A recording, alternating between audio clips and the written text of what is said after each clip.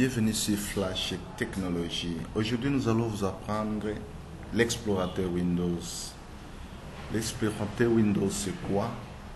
Au juste, l'explorateur Windows nous aide tout simplement à explorer notre système d'exploitation, à visiter, à regarder les fichiers, les vidéos, les audios, regarder les photos, ainsi de suite.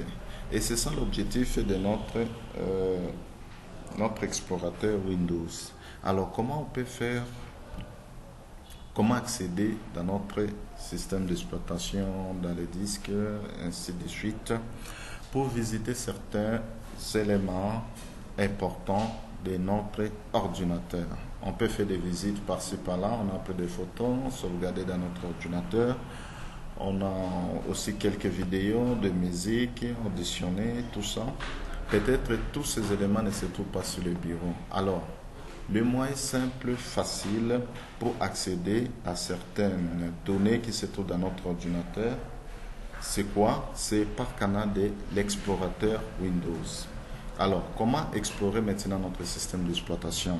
La première chose, on doit cliquer sur le bouton explorateur Windows et puis là, on doit tout simplement y accéder directement. Soit on appuie seulement la touche Windows plus et là directement vous êtes dans l'explorateur Windows. Alors notre explorateur Windows est là, c'est tout sur plusieurs ordinateurs. Il est toujours présent sur les systèmes d'exploitation Windows 7, 8, ainsi de suite. L'explorateur Windows est toujours là attaché sur la barre de tâches. Alors, une fois si vous n'avez pas le système d'exploitation, c'est plus simple d'utiliser seulement la touche Windows plus E.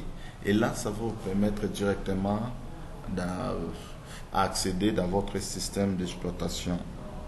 Alors, dans l'explorateur Windows, c'est juste cette fenêtre ici que vous voyez. Et c'est ça maintenant notre explorateur Windows. Par exemple, nous avons côté gauche, il y a un petit menu qui affiche certains boutons, par exemple bureau, téléchargement, documents, images, ainsi de suite. Nous avons aussi ce PC.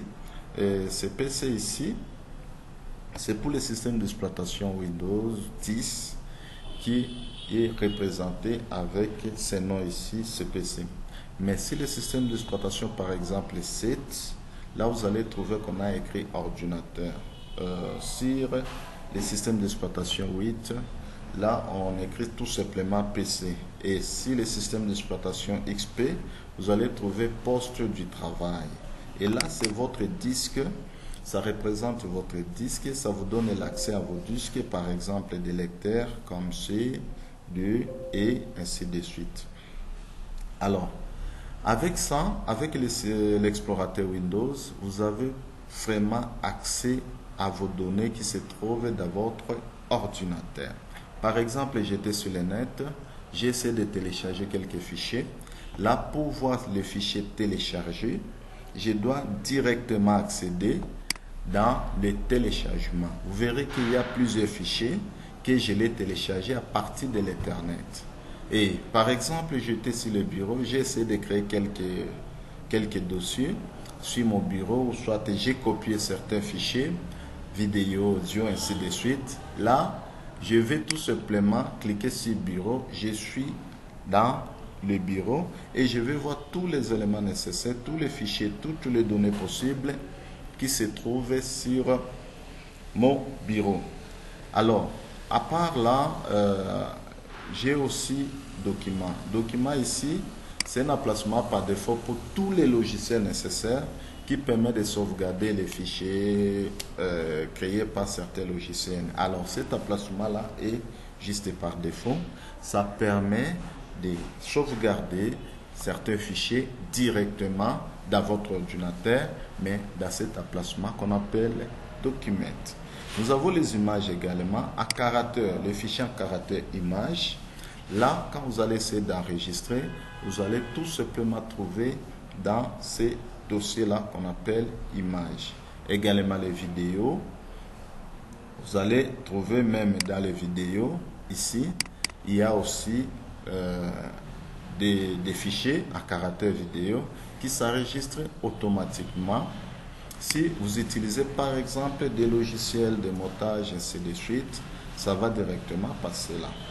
Et également pour musique aussi, vous avez ce genre d'emplacement qui vous permet nécessairement de sauvegarder certains fichiers à caractère musical. Et là, vous pouvez y accéder. Mais à part ça, vous avez maintenant votre disque C. Le disque C, c'est votre disque dur. Quand vous achetez votre ordinateur, ça vient avec ce disque-là. Au fur et à mesure, il faut avoir un maintenancier ou un ingénieur informaticien qui va vous aider tout simplement à partitionner votre disque C à petites partitions. Et ça, par exemple, on peut dire les disques E, les disques F, les disques G, ainsi de suite. Alors, notre ordinateur a la possibilité de créer des données, des noms par défaut, selon son vouloir. Par exemple, quand on cherche à partitionner un disque, directement, les systèmes d'exploitation attribuent à un disque de partition un nom par défaut. Et ces noms sont toujours structurés selon ordre alphabétique. C'est la machine qui donne l'alphabet selon son choix.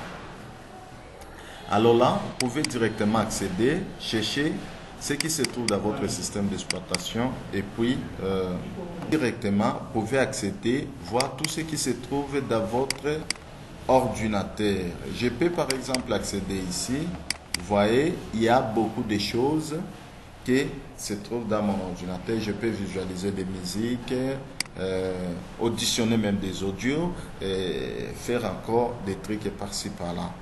Merci vraiment pour avoir suivi ce tuto. À la prochaine vidéo.